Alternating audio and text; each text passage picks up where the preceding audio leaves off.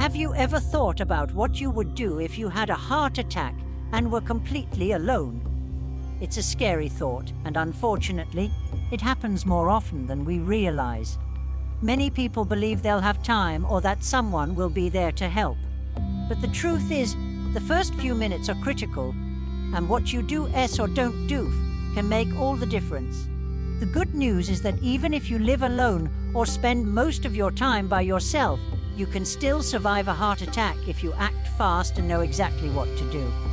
In this video, we'll walk through 7 crucial things you must do the moment a heart attack begins and you're the only one around. These steps are simple, practical, and life-saving. You don't need medical training or fancy equipment. You just need to be prepared and stay calm. We'll break it down step by step. How to recognize the first signs, what to take immediately, how to keep your heart from working too hard, and even what small actions you can take that could give you just enough time to get the help you need. Stay with us until the end, because the last few steps are the ones most people forget, but they might be what actually save your life. Don't wait until it's too late to learn what your body is trying to tell you. Let's get started. Number 1, recognizing the earliest warning signs. The first and most important step in surviving a heart attack alone is knowing what it feels like, not just in your chest, but in your whole body. Most people expect a dramatic, crushing pain in the chest, like you see in movies. But the truth is, real heart attacks often begin with much subtler symptoms, and those early signs can be easy to ignore until it's too late. What you're looking for is a deep, uncomfortable pressure, squeezing, fullness, or a burning sensation in the center of your chest.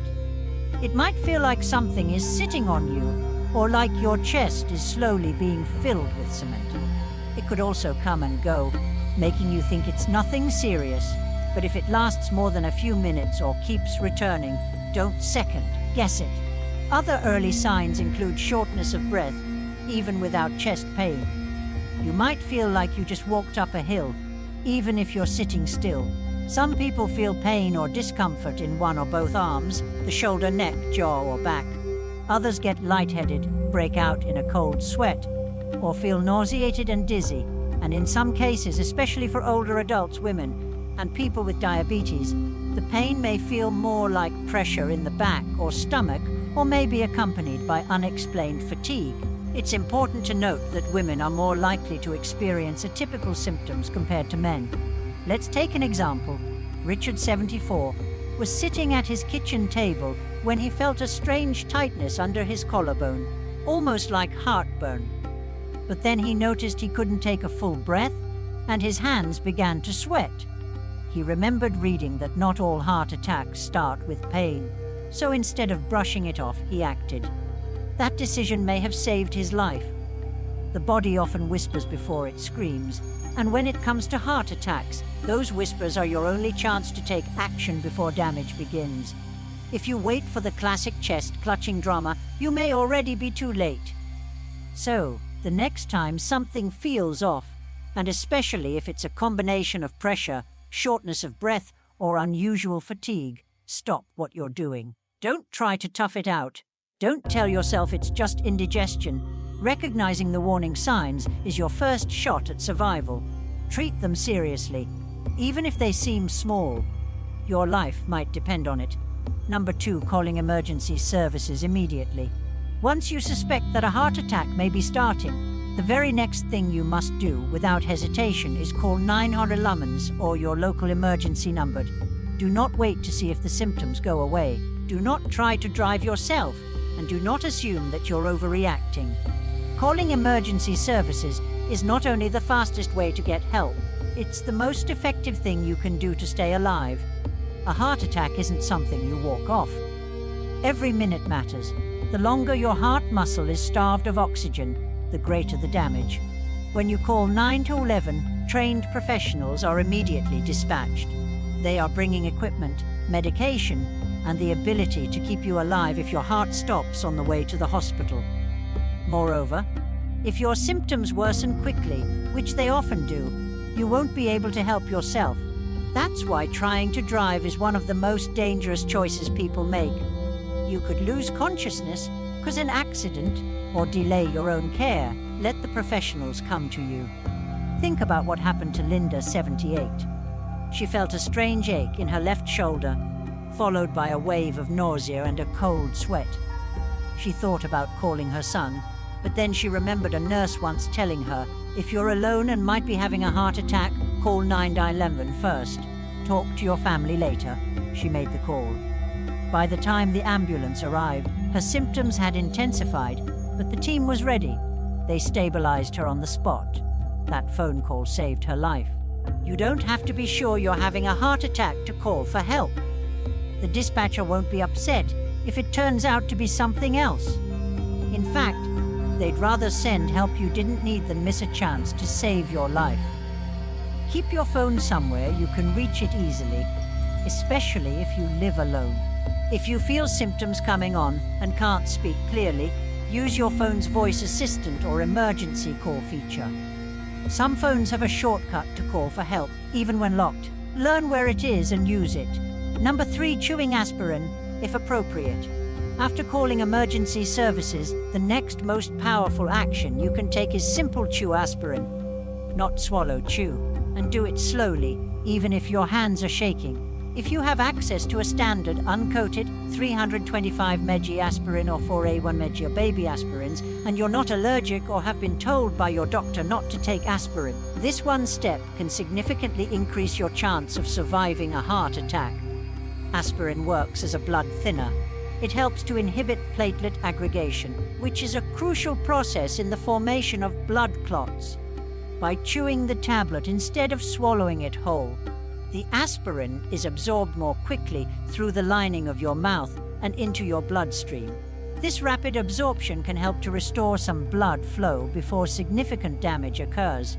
It's important to note that while aspirin can be beneficial during a heart attack, it is not a substitute for immediate medical attention. Also, some people should not take aspirin, including those with certain bleeding disorders, allergies, or those taking specific medications. Always consult your doctor about aspirin use in the context of heart health and potential heart attack scenarios. Let me tell you about Joe, age 72. One morning, he felt a tightness spreading from his chest to his neck. He remembered he had a bottle of aspirin in the kitchen cabinet. He chewed one while sitting down and waiting for the paramedics. Later, his cardiologist told him that single action likely reduced the damage to his heart muscle.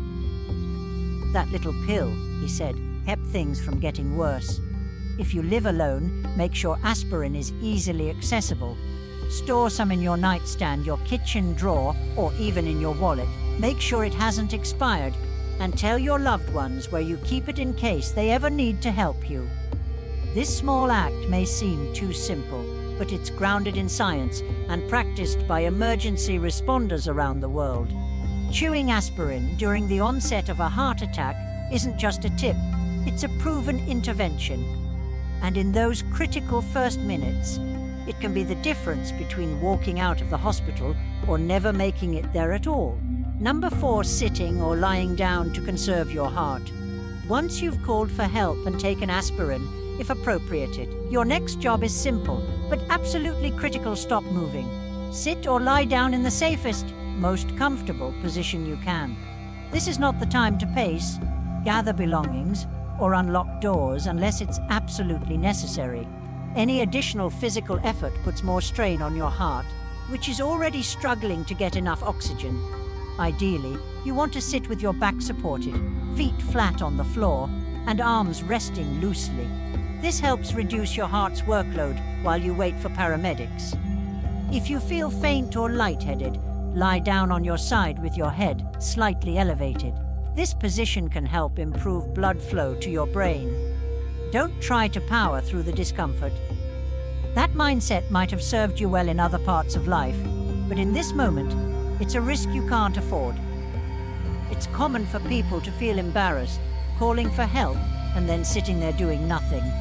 But make no mistake, doing nothing is doing something.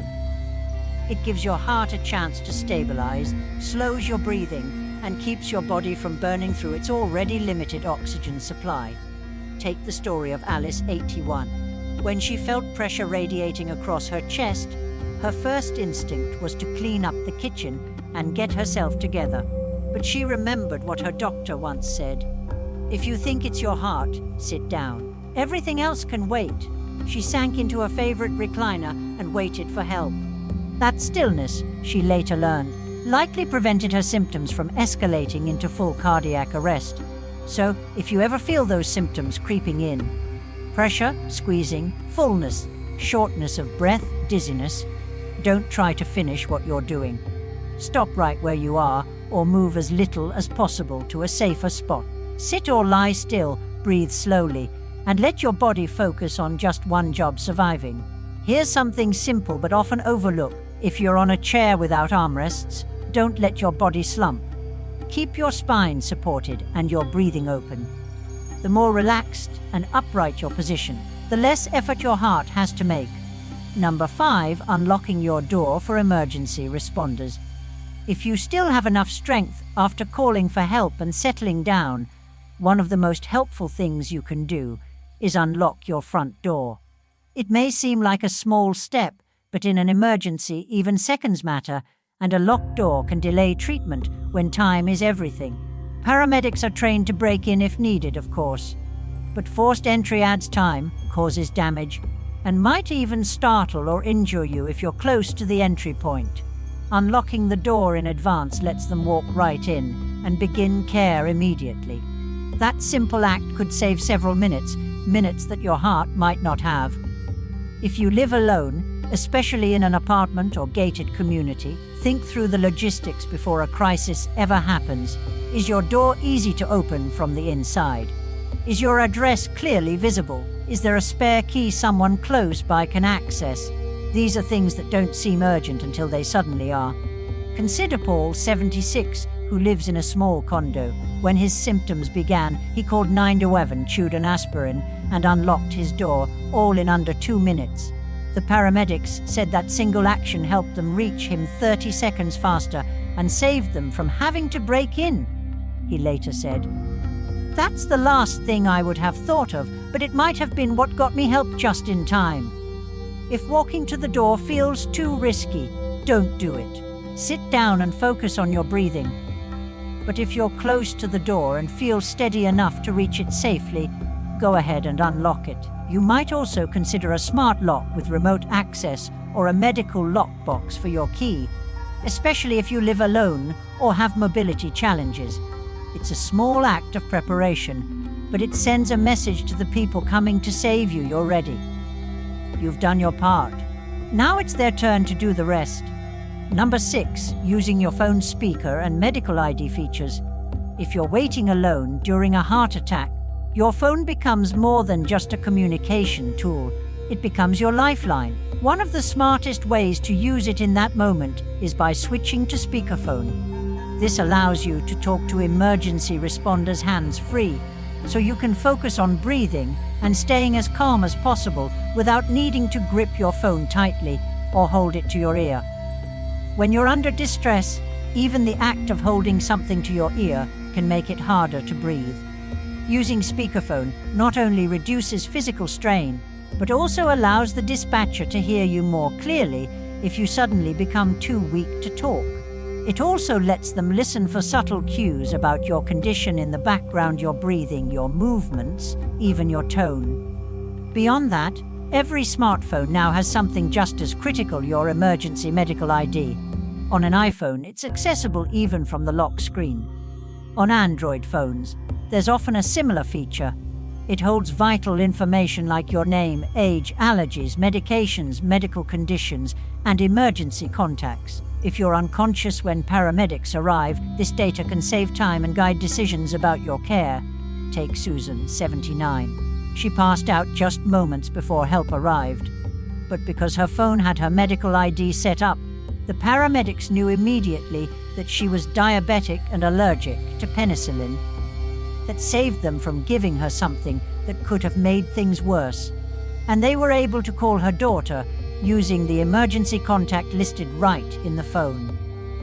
Setting up this information takes less than 5 minutes, and it could be life-saving.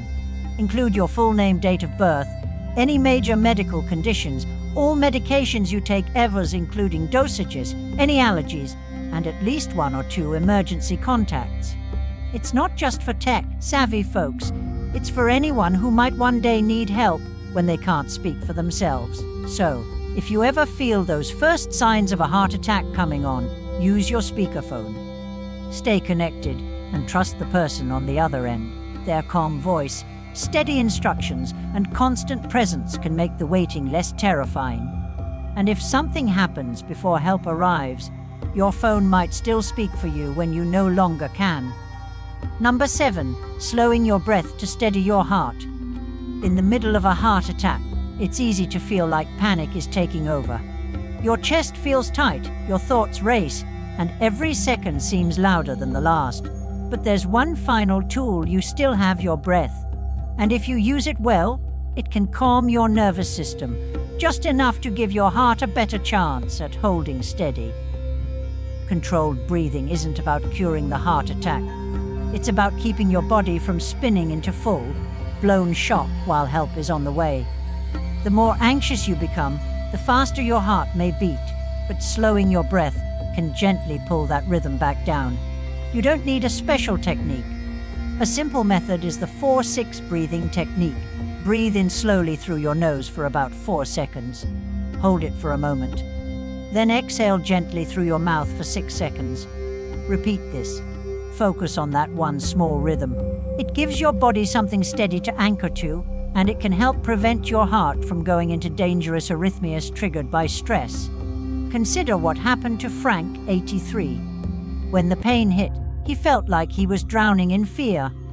But he remembered a simple breathing exercise his doctor had taught him during a checkup. He focused on each breath, kept himself still, and let go of the panic. By the time the paramedics arrived, his heart was still unstable but not in full arrest. "I just kept thinking. Stay alive," he later said. You can practice this breathing anytime when you're resting, when you're feeling anxious, even when you're watching TV. The more familiar it feels, the more instinctively your body will return to it when the stakes are high. Your breath won't fix your arteries, but it can buy you time. It can keep oxygen flowing and help your heart hold on. And sometimes, in those final moments before help arrives, that's the only edge you need. Stay still, stay alive. Final thoughts and additional advice: surviving a heart attack alone isn't just about luck, it's about preparation, awareness, and calm action. These 7 steps may seem simple on their own, but together, they form a powerful chain that can save your life. Recognize the warning signs. Call for help immediately. Take aspirin if you can. Sit or lie down to conserve your strength. Make it easier for help to reach you. Use your phone's tools wisely. And slow your breathing to keep your heart steady. Each one of these measures buys you a little more time. Each one gives you a little more control. And each one reinforces that even when you're alone, you're not powerless. Heart attacks can feel like the most frightening kind of solitude, but these steps remind you that you're not truly helpless, not even for a second. You have tools, you have knowledge, and you now have a plan. Here is some additional advice. Know your risk factors. Understand your personal risk for heart disease. This includes factors like age, family history, smoking, high blood pressure, high cholesterol, diabetes, and obesity. Manage your health. Work with your doctor to manage any existing health conditions, such as high blood pressure or diabetes. Healthy lifestyle. Adopt a heart-healthy lifestyle. This includes a balanced diet, regular physical activity, and maintaining a healthy weight. Recognize atypical symptoms. Be aware that heart attack symptoms can vary, especially in women, older adults, and people with diabetes. Prepare a plan. Have a plan in place in case of a heart attack. This includes knowing who to call, where your medications are, and how to access your medical information. Consider programming emergency contacts into your phone. Consider a medical alert system. If you live alone or have significant risk factors, consider a medical alert system. Stay informed. Keep yourself informed about heart health and the latest recommendations. CPR knowledge. Consider learning CPR. While this video focuses on what to do, before losing consciousness, CPR knowledge can be invaluable for someone assisting you. Ask yourself what stood out to you the most today. Was there a step you hadn't considered before, or one that you now see in a different light? Think about how you can apply this to your own life, and maybe even share it with someone you care about. It might not just save your life, it could save theirs, too. Thank you for joining us today. We'd love to hear from you. Leave a comment below and share one thing you learned today and how you plan to use it in your life. Your thoughts are important to us, so don't hesitate to share them. Reading your comments gives us great motivation and encouragement. If you enjoyed this video and found it helpful, please like, subscribe, and share. Your support helps us continue creating good content to inform and inspire you. Thanks for watching, and we look forward to seeing you in the next video.